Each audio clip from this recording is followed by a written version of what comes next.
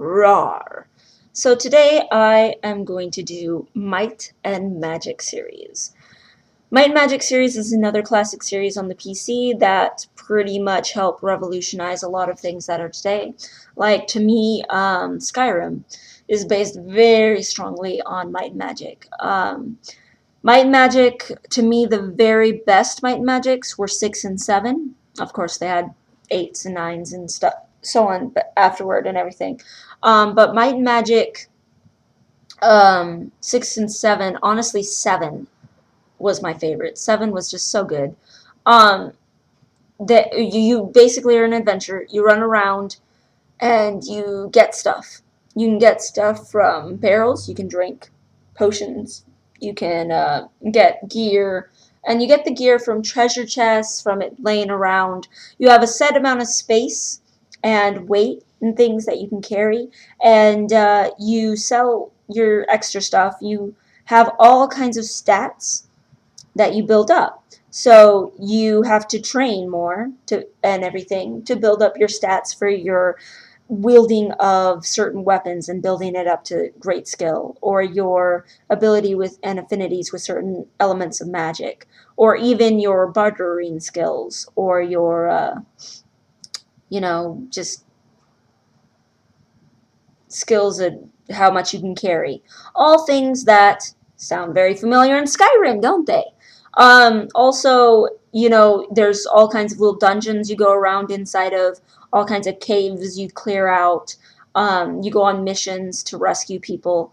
But for the most part, it's very much you exploring the world, you discovering things, you gathering things, you building yourself up. And the thing is basically that kind of game, to me, was pretty much invented by Might and Magic.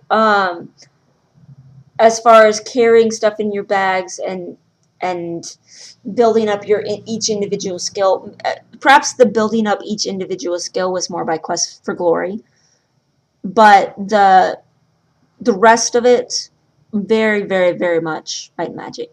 Might and Magic 7 was my favorite because the graphics on it were actually pretty decent comparatively. Might and Magic 7 had fun characters, and you would go and build your own castle, which was very exciting. And your castle started out all tore up, and then you had to do things, and as you progressed, oh, you help these dwarves. Well, now the dwarves will help rebuild the stone masonry. And then, oh, now you must choose. Do you choose darkness or light as your allies? And now, this ambassador lives in your castle, and now it's all shiny, or now it's all dark and gloomy. It was really cool that's choosing dark or light. Your action bars kind of things. It started out all brown, just plain old normal average brown, and then you choose light or dark, and suddenly it looks awesome. If you chose dark, it became black with like this red marbling vein that's going through it, and all these little veins curled through all of everything. If you chose light, it was white and the same thing but blue veins. It was just awesome looking. There were really cool bosses and giant creatures to fight, and the bad guys, you really felt like they were huge, and you had to think not only how strong you were, but find places to hide and shoot arrows from or spells from. You had to actually try to be strategic about things. Another really cool thing was you could find random little ores in Might and Magic 7 and take them to these certain people, and they would turn the ores into stuff. And the really cool thing is if you saved right before you turned the ore in and you didn't like what you got, you just reload, which reloading was like 2 seconds. It was really quick to save and reload in that game, which I love in any game. And then try the ore again. And within about 3 or 4 tries, you get something good and something worth actually having. And even if you're like, I have the worst kind of ore, there is nothing good. Just wait until it turns into a gem and sell it for money. Best thing to do. So, I mean, it worked out really, really well. You could just wander around gathering up ores and then do that. Just save before turning in the ore. Turn in the ore, see if you get yourself a nice weapon. And before you know it, your characters are decked out. Another thing for anyone who actually might play this game.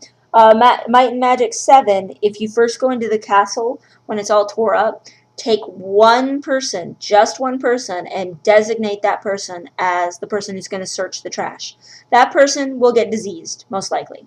But that is okay, because if you save before every trash pile, you can click over and over again, and you can get really good armor out of there for your level. You can get, like, actually good plate armor. You can get decent leather armors, things like that, so that your people can actually have some really good gear right off the bat. Most of the time it'll give you tore up dumb gear, but if you save before clicking on it, it takes about like 10 or 12 tries. You can get some decent gear with stats on it and everything.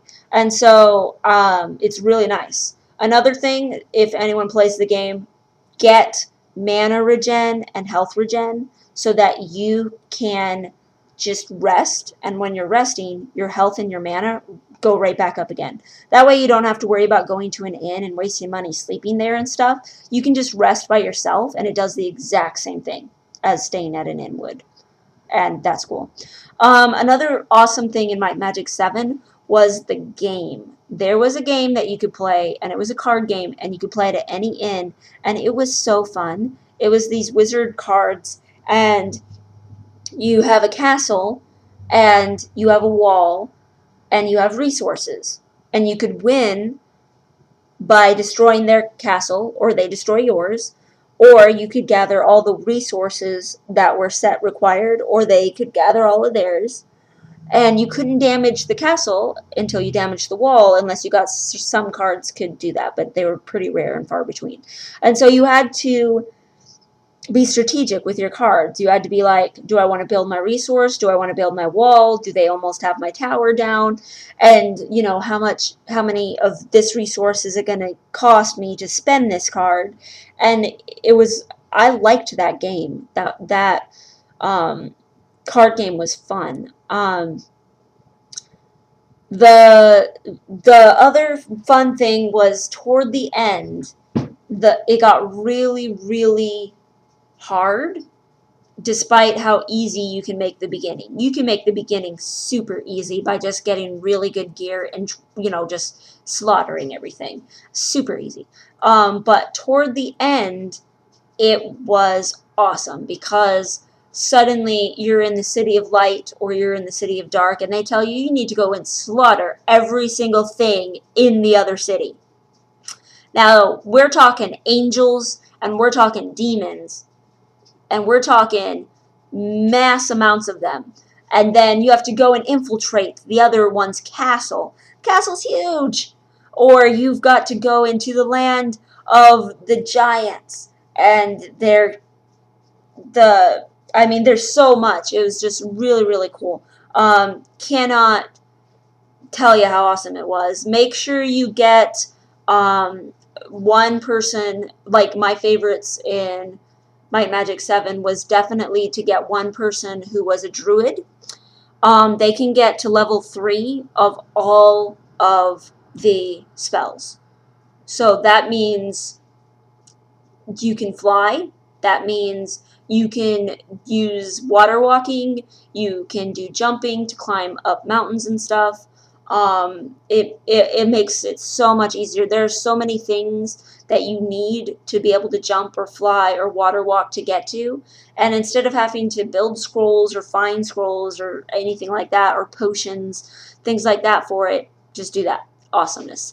The other thing is you can teleport to the major fountains in all the major cities, which that makes life a lot easier, and it makes travel a lot easier. Because the thing about travel in the beginning is you gotta have food to travel by yourself, or else ride in carriages or on boats, and then it doesn't take your food away. But if you travel by yourself, you're gonna lose all your food. Oh, by the way, very first thing you should do after you destroy all the goblins in your first homes area is go into the elf area, get the quest to go talk to the fairy guy, go to Avlee, and don't get any of the food. There will be trees with apples in them. There will be fires that you can get food from, and sometimes a hidden ring, things like that. Don't do it, because you're going to go in there, and this is a spoiler alert, but it's an important one. He's going to take all your food. So don't even worry about gathering food up to that point. Don't even gather any except enough to get to Avlee. Do the little quest. Then after that, you can gather all the food you want to. Don't even matter. But he takes all of it. So anyway, he also gives you a little bit down in the bottom of his, but it's not worth it. Anyway, there are so many puzzles and things to figure out.